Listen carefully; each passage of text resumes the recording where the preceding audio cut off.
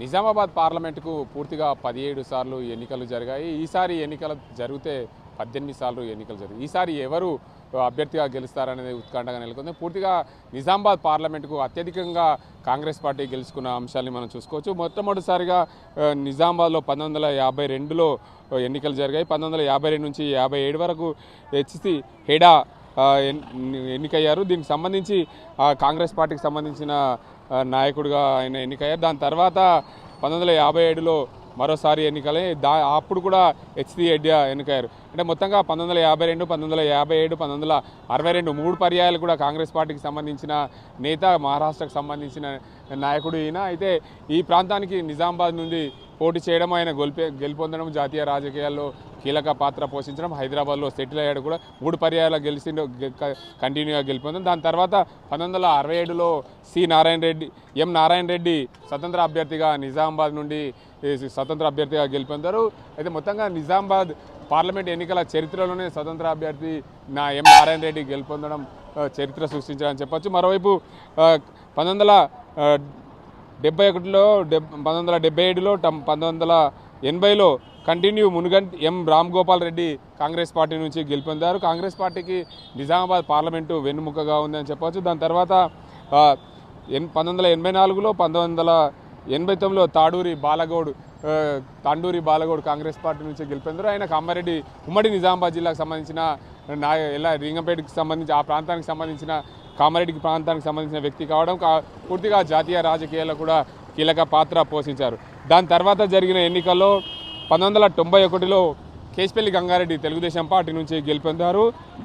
దాని తర్వాత 1996, 1998లో కూడా 1996లో కాంగ్రెస్ పార్టీ నుంచి ఆత్మాచరణ్ రెడ్డి గెలుపొందారు. దాని తర్వాత జరిగిన ఎన్నికల్లో 1998, అదేవిధంగా 1999 ఎన్నికల్లో తెలుగుదేశం పార్టీకి సంబంధించిన నేత కేశపల్లి గడ్డం గంగారెడ్డి గెలుపొందారు.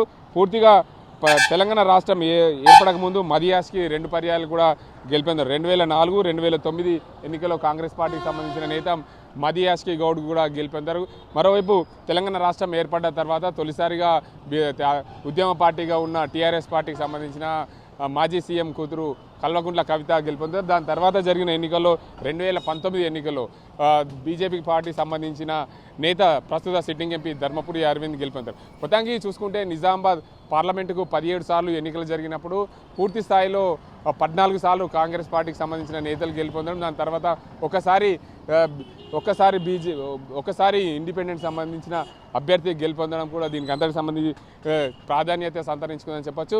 పూర్తి స్థాయిలో ఉమ్మడి నిజామాబాద్ జిల్లాలో అత్యధికంగా ఉన్న పార్లమెంట్ నియోజకవర్గం ఇది. కాంగ్రెస్ పార్టీ గెలుపొందిన నియోజకవర్గం ఇది నిజామాబాద్ పార్లమెంటు నియోజకవర్గం. నిజామాబాద్ పార్లమెంట్ నియోజకవర్గంలో ప్రస్తుతం అదేవిధంగా బోధన్, ఆర్మూర్, నిజామాబాద్ రూరల్, నిజామాబాద్ అర్బన్, బాల్కొండ, నిజామాబాద్ జిల్లాలోని 5 నియోజకవర్గాలు, అదేవిధంగా జగిత్యాల జిల్లాలోని 2 నియోజకవర్గాలు, జగిత్యాల, కొరుట్ల నియోజకవర్గాలు నిజామాబాద్ పార్లమెంట్ పరిధిలో ఉంటాయి. నిజామాబాద్ పార్లమెంట్ పరిధిలో పూర్తిగా కాంగ్రెస్ పార్టీ గెలిచిన దాఖలాలున్నాయి 14 సార్లు.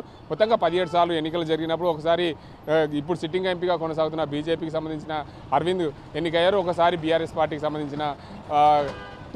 సంబంధించిన నేత కల్వకుంట్ల కవిత ఎన్నికయ్యారు. మరోవైపు ఎంఐఏ ఇండిపెండెంట్ స్వతంత్ర అభ్యర్థిగా ఎం నారాయణ రెడ్డి గెలుపొందారు. పూర్తిస్థాయిగా 17 సార్లు ఎన్నికలు జరిగినప్పుడు అత్యధికంగా కాంగ్రెస్ పార్టీకి సంబంధించిన నేత పార్లమెంటులో గెలుపొందారు, పార్లమెంటుకి ఎన్నికయ్యారు. నిజామాబాద్ చరిత్ర పూర్తి స్థాయిలో కాంగ్రెస్ పార్టీకి కంచుకోటగా మారింది. ఈసారి ఎవరు గెలుస్తారు? ప్రస్తుతంగా నిజామాబాద్ పార్లమెంట్ నియోజకవర్గం నుండి చూస్తే కాంగ్రెస్ పార్టీకి సంబంధించిన నేత జీవన్ రెడ్డి, అదేవిధంగా బీఆర్ఎస్ పార్టీకి సంబంధించిన నేత బాజిరెడ్డి గోవర్ధన్, సిట్టింగ్ ఎంపీ ధర్మపురి అరవింద్లు పోటీ చేస్తున్నారు. ఈ ముగ్గురులో ఉత్కంఠ పోటీ అయితే తీవ్రంగా ఉంటుందని చెప్పుకోవచ్చు. ఎవరు గెలుస్తారని కూడా పూర్తిగా ఉత్కంఠగా మారి. ఏదేమైనప్పటికీ నిజామాబాద్ జిల్లా కాంగ్రెస్ పార్టీకి కంచుకోట అయినప్పటికీ కూడా ఈసారి గత ఎన్నికల్లో అంతకుముందు తెలంగాణ రాష్ట్రం ఏర్పడిన తర్వాత 3 పర్యాయాలు కూడా విచిత్రంగా ఏదైతే ఎన్నికలు జరిగిన నేపథ్యంలో ఈసారి కూడా ఎవరు గెలుస్తారనే కోణంలో కూడా ప్రజలు ఆలోచిస్తున్నట్లు తెలుస్తుంది.